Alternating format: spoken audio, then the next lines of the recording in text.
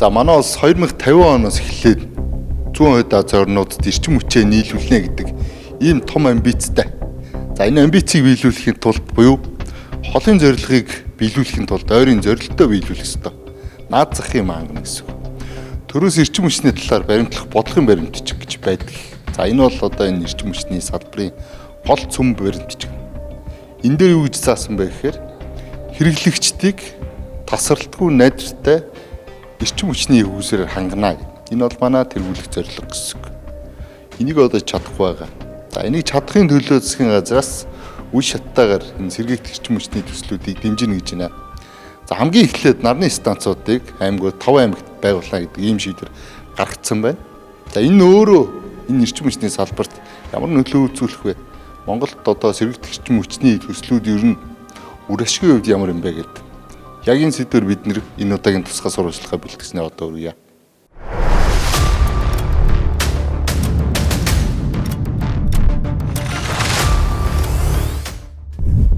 1936 мегаватт. Монголд байгаа цахилгаан эрчим хүчний байгууламжууд бүгд нийлээд ийм чадалтай. Их усүрийн сүрлэгдсэн хүчин чадал гэж нэрлэдэг. Дээрх чадлын 82.2%-ийг дулааны цахилгаан станцууд, 17.4%-ийг сэргээгдэх эрчим хүчний үүсгүүрүүд, 1.4%-ийг дизель үүсгүүр эзэлж байна. 2027 онд Монголын цахилгаан эрчим хүчний үйлдвэрлэлийн хэмжээ 9911.9 сая киловатт цахилгаан болсон нь 2024 оны гүйцэтгэлээс 1157.6 сая киловатт цахилгаанаар илүү буюу 13.2%-аар өссөн үзүүлэлт юм. 2025 онд 2710.5 сая киловатт цахилгаан эрчим хүчийг гадаадаас буюу дийлэнхийг нь Оросын холбооны улсаас худалдаж авчээ. Энэ цаг үед Монгол улс эрчим хүчний тодорхой хэмжээнд бусдаас хамааралтай байна. Бие даасан юм болох нь манай тэргүүлэх одоо зорилт байгаа. Энэ үеийн засгийн газрын тэргүүлэх зорилт байсан. Үндэсний аюулгүй байдлыг үзлэр эрчим хүчний аюулгүй байдал бас тусдаа бас бүлэг заалтуулж орж явдаг. Ягаад эгийн голын усан цахилгаан станцыг барилдаггүй гэдэг чинь тэр шүү дээ. Энэ миний хэлсэн. Эгийн голын усан цахилгаан станцыг ашиглан дараагүй цагт Монгол улс Оросын холбооноос хамааралтай зохицуулалтаа хэвээрээ байх болно. Энэ дэлхийд явж байгаа дайныг хартаа яаж ийнү? Нөгөө түлш шатхуунаар нь боочж шүү дээ тэр хоолой тий. Манайхыг яахын тогийн туслаа ачаар яач чадахгүй л шүү дээ. 2025-2026 онд сэргээгдэх эрчим хүчний тархмал их үүсвэрийг дэмжих 2 ч тогтоол төрөөс гарлаа. Нэг нь улсын хурлын 119 дугаар тогтоол, нөгөө нь засгийн газрын 160 дугаар тогтоол. Эхнийх нь улсын хурлын дарга учрлын гарын үсэгтэй, хоёр дахь нь ерөнхий сайд учрлын гарын үсэгтэй. Улсын хурлын тогтоолоороо засгийн газарт чиглэл өгсөн бол засгийн газрын тогтоолоороо улсын хурлын чиглэлийг дагсан. Яг л төрийн шагналт гаад амбын багын явдал тууж тэр гардаг шиг төмөр сүхүүг ээж нь мод хагал гэхэд хүү төмөрн сүхээ барьж байгаад төмөр сүхээ мод хагал гэдэг шиг л юм боллоо. Эрчим хүчний дутагдлыг төрдөө нөхөх богино хугацааны шийдлийг учрлын засгийн газар нарны эрчим хүч гэж харсан байна. Цахилгаан дулааны эрчим хүчийг 24 цагаар хянаж удирдах, эдийн засгийн үр ашигтай горим тохируулга хийх үүрэгтэй төрийн өмчит компани бол диспетчерийн үндэсний төв. Төвийн албаны дарга Ганбат системийн доктортой байдлыг илүү чухалчилжээ. Сэргээгдэх хүч бас тодорхой хувийн хэмжээнд хөгжиж явах хэрэгтэй. Тэгэл энэний тодорхой харьцааг нь хангаал явах нь бол Баланс нь ер нь яаж явах ёстой гэж одоо эрчим хүчний номлол гэх юм уу те? Одоо ер нь дотоод бодлого дээр юу гэж байна? системийн эрчим хүчний системийн аюулгүй найдвартай ажиллагааг хангаж явах хэрэгтэй. Тийм учраас сүүлчийн чадлын 30%. 2025 оны байдлаар цахилгаан эрчим хүчний 91.1%-ийг дулааны цахилгаан станцууд, 8.3%-ийг нарны их үүсгүүрүүд, 1.6%-ийг усан цахилгаан станцууд, 1,001%-ийг дизель станцууд үйлдвэрлэсэн байна. За энэ манай диспетчер үндэсний төвийн төв диспетчер удирдлагын өрөө бас хэр баргийн орохгүй тусгай зөвшөөрлөлтөнд ордог. Одоо тэгээд манай системийн яг одоогийн төлөв байдлыг манай диспетчер инженераас асуусан дээр баха хэлээ тий. За.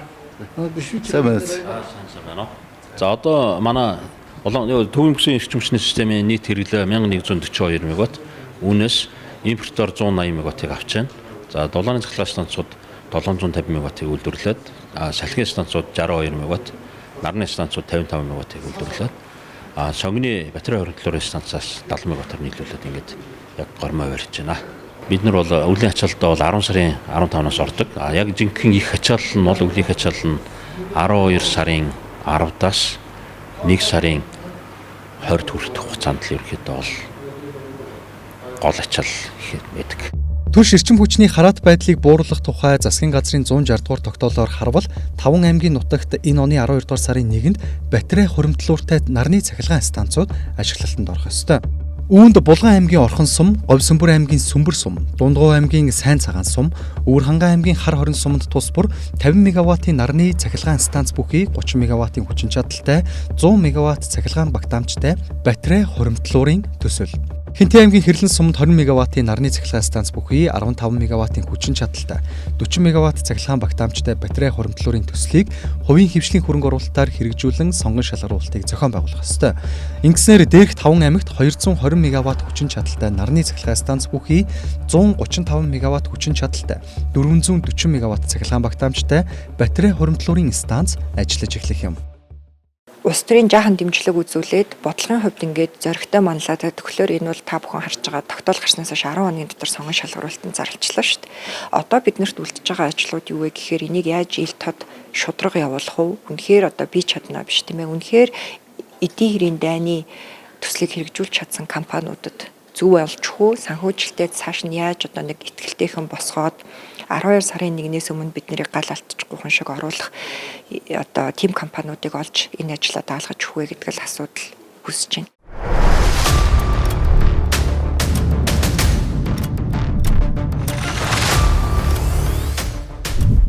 Улсын хурлд олон сонгогдсон хашир гишүүн даваас сүрэн эрчим хүчний сайдын ажлыг хашиж байсан. Нарны станцын төслийг өвлийн оргил ачаалалд нэмэр болох эсэхэд тэрээр ийм бодолтой байна. Харанхуй болохоор нарны станцд ажиллах уу? Тийм учраас нөгөө нэг Оросын холбооны улсаас авах цахилгааны чинь дэмжиж байгаа байхгүй. Тэгсэн мөртлөө өндөр үнэтэй байна. Харин Оросоос авах хэмжээг нэмэгдүүлчихэж байгаа байхгүй. Гинт нарны 100 мегаватт ажиллаж байгаа зогслоо шүү дээ. Гэтэл цаан чи айлуу дахиад плиткээ залгаад 200 ингээ 300 мегаваттын хэрэглээ үүсчихээр Оросоос аваач дийлэхгүй байгаа байхгүй. Тийм учраас хязгаарлаад байна шүү дээ. Нарны станцын чинь аюулан дээр байхгүй. Тийм учраас энийг шийдэхин тулд би тухайн үед Азийн хөгжлийн банктай ярьж байгаа тэр одоо сонгонд станц байгаа 150 мегаваттын батарей хуримтлуурын энэ шийдлийг гаргасан байхгүй юу. За өдөртөө нараараа хуримтлуулчих, орой оргил ачаад болохоор батарейнээс өгчөө гэж. Харин яг ингээд цаашдаа яваад ах юм бол нарны станцуудыг хөгжүүлж болно. Диспетчерийн үндэсний төвийнхэн 5 аймгийн нарны станцын төсөлд бүх найдалгаа тавиагүй. Тэдэнд бодсон б төлөвлөгөө бас байгаа юм. Энэ өвлийн оргил ачааллыг бид нар одоо 1996 мегаватт болно гэж тооцож байгаа. Үүнээс одоо 1500 орчим нь бол дулааны цахилгааны станц болон сэргээгдэхүүдээс 300 мегаваттыг бол энэ Оросын холбооны улсын энэ хоёр шугамар бид нар авдаг. Энийний дээд хязгаар нь бол 310 мегаваттаас давдггүй. Тэгээд үлдсэн 80 мегаваттыг бид нар бүгд нэг хятад арга улсаас импортлох гээд одоо ажил хэд дундаа явж байна. 97 сарын 1 гэхэд бид нар бүгд нэг хятад арга улсын өвөр Монголын эрчим хүчний системээс нэг 20-30 мегаваттыг одоо соёугээд шинээр баригдаж байгаа станцаар дамжуулаад 5-7 хүртэл авахар төлөвлөж байна. Энэ төлөвлөлтийн ажлууд амжилттай болох юм бол бид энэ өвөл хятадаас 80 мегаваттыг авах болцоотой. Ингээд 300 мегаваттыг Оросоос аваад 80 мегаваттыг юунаас хятадаас авсан тохиолдолд бидний энэ өвлийг хязгаарлалтгүй авах болцоог бүрдэж байгаа. Нар салхины цахилгаан станц батарей хураагуур Монголын өвөлд тохиромжтой юу? Сэргийгдэх эрчим хүчний одоо үйлдвэрлэлийг нэмнэ гэдэг одоо ерхий сайдын алтан даалгавар гаргацсан. Бас засгийн газрын 160 дугаар тогтоол гарцсан байгаа тийм. За энэ 5 одоо аймагт хэрэгжихийн төслүүд ер нь эрэлт хэрэгцээг одоо нөхөж чадах болов. Энэ манай диспетчерийн үндэсний төвөөс сэргээгдэх эрчим хүчийг хөгжүүлэх тал дээр судалгааны ажлууд хийгээд энэ 5 цагийг тодорхойлсон байдیں۔ Нарны станцууд эдгээр одоо өвлийн гол оргил ачааллаас ер нь хэр хэмжээнд ер нь хуваалцах чадахын үр ашигын тал дээр за салхи бол хэцүү юм байна шүү дээ тийм. Салхи за өвөл бол 5 шүү дээ. Тэгэхэд манай оргил ачаалал чинь яг 5 гэж хэлж байгаа байхгүй. Нарны тухай ерөөс тэр өвөл бол их ачааллыг ярих ямар ч шаардлагагүй болчих. Эрдэнэ нар гэдэг нэг станц батарейтай олсон учраас бас өвлийн оргил ачааллын үед нэг 2 цаг эднэр нөгөө хоримтлуулсан цэнгэлээ ажиллаж байгаа юм. За тэгэхээр нарны тухайд өвөл бол үнэхээр төвхтөө өдөр төртөө тэргүй хүмүүс ажилдаа явцсан баг ачаал ийм үед бол дэм болол ажиллаж байгаа боловч яг оргил ачааллын үед бол нэмэр байхгүй. Салхи бол өвөл бас их өвлийн төс хүүтэн үед чинь салхигүй болчдөг шүү дээ. Салхины станцууд маань бол хасах 25 градусаас дээш гарахаар зогсох ёстой технологийн ормоор. Тэгэхээр өвлийн эд хүүтний үед гадаа хасах хэд болдог үлээ те. 30-40 градус болоод ирэхээр энэ тонглоо зогсдог. Ингээд салхины станцууд маань бас үйл ажиллагаанд холдоод ирдэг.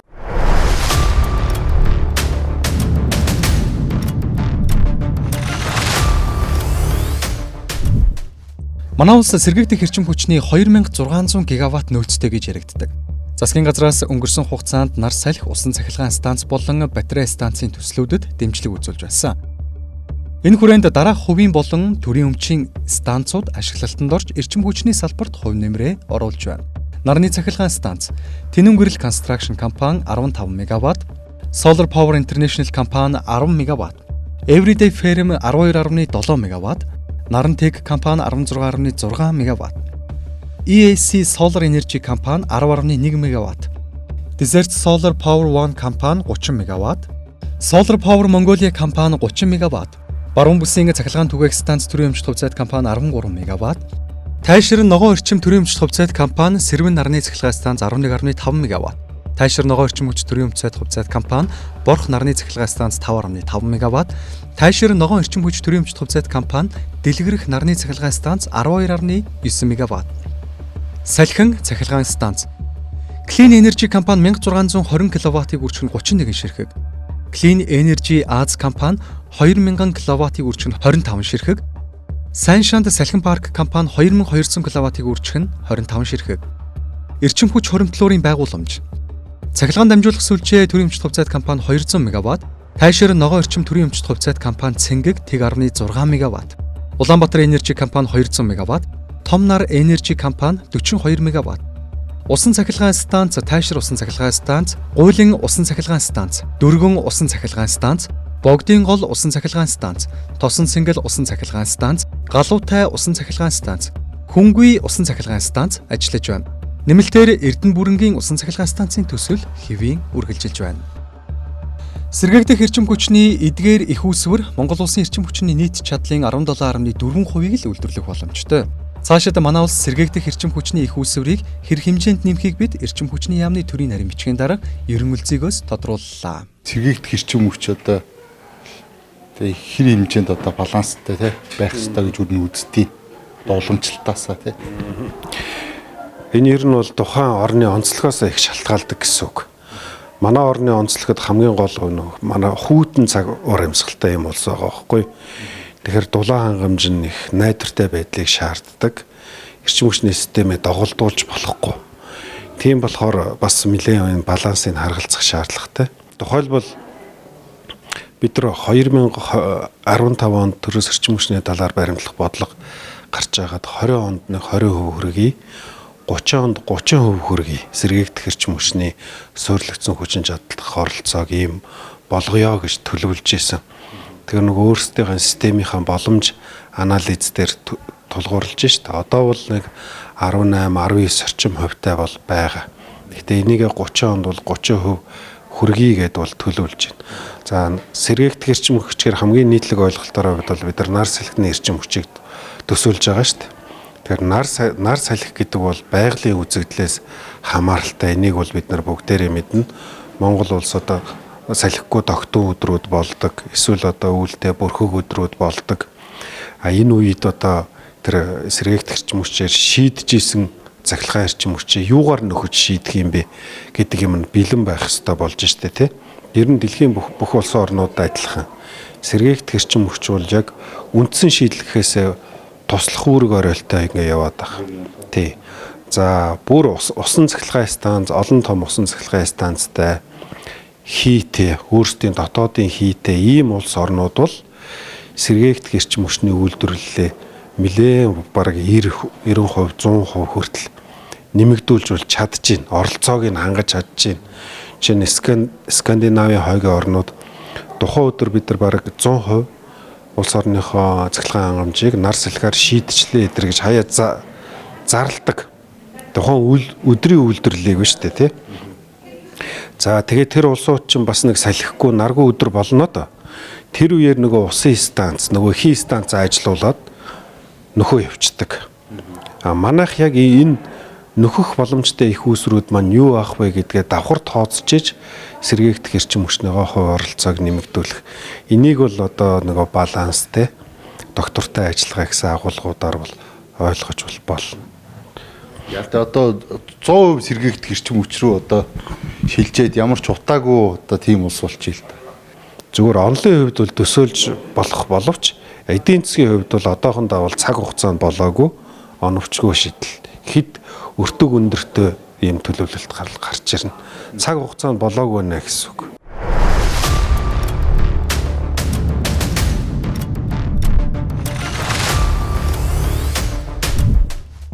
Цахилгаан эрчим хүчний хэрэглэгчдийн тоо 2025 оны байдлаар 928,287 байна. Хэрэглэгчдийг ангилбал тооны хувьд 83,236 буюу 9% нь аж ахуй нэгж, 430,223 буюу 46.4% нь орон сууц, 414,428 буюу 44.6% нь гэр хороолол байгаа юм.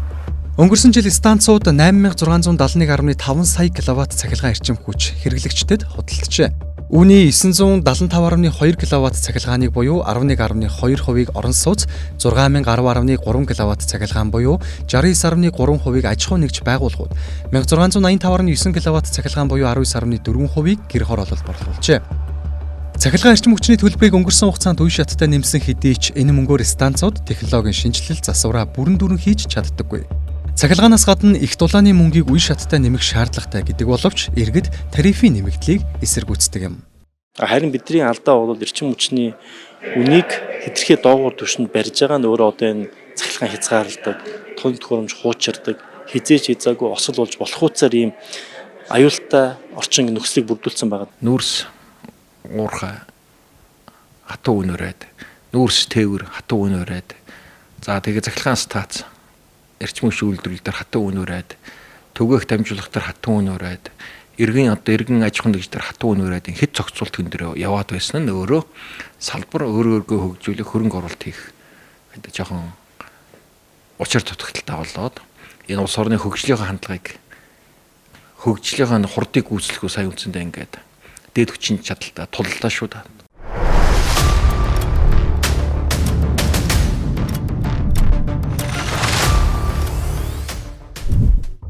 2025 онд Монгол улс цахилгаан эрчим хүчээ иргэдэд дунджаар киловатт цахилгааныг 6 цент, аж ахуй нэгжүүдэд киловатт цахилгааныг 8.7 центээр худалджээ. Энэ тарифыг Азийн зарим орнуудтай харьцуулахад Монгол улсын хамаагүй хямд болох нь харагдаж байгаа юм. Өндөр хөгжилтэй орнууд хэрэглэгчийн цахилгаан тарифтай харьцуулбал Монгол улсад мөрдөж байгаа үн бүрч хямд. Эрчим хүчний зохицуулагчдын бүсийн нийгэмлэгийн гишүүн орнуудын цахилгаан эрчим хүчний үнэтэй харьцуулсан ч Монголын цахилгаан эрчим хүч хямдхан байгаа юм. Азийн зарим орны цахилгаан эрчим хүчний үн. Өндөр хөгжилтэй орнуудын хэрэглэгчийн цахилгааны үн. Евразийн гишүүн орнуудын цахилгааны үнийн судалгаа. Монгол улсад өнөөдрийн байдлаар төр хувийн хөвшлийн түншлэлийн хүрээнд хэрэгжүүлэхээр бэлтгэл ажлаа хангаж байгаа 3 станц байна. Өмнөговь аймгийн Далан задгад суманд барих 50 МВт, Дархан хотын 50 МВт, 5 толгойн цахилгаан станцын 480 МВт цахилгаан станцууд. Нэмээд Эрдэнэ бүрэнгийн усан цахилгаан станц мөн ТЭЦ 5 байна. Усын станцуудыг хийхгүйгээр Монгол Оросоос хараад тавирал. Хизээч гарч чаддаг. Яг зөвхөн батарей хөрвүүлэлтийн станцууд ахиухан хийгээд ингээд ирвэл арай багасгалах. Гэхдээ л гол шийдэл бол ерөөсөө газ усан цахилгаан станц. Тэгвэл Улаанбаатар хөлдөхгүй. Одоо байгаараа явах юм бол хизээний цагт Улаанбаатар хөлдөнө.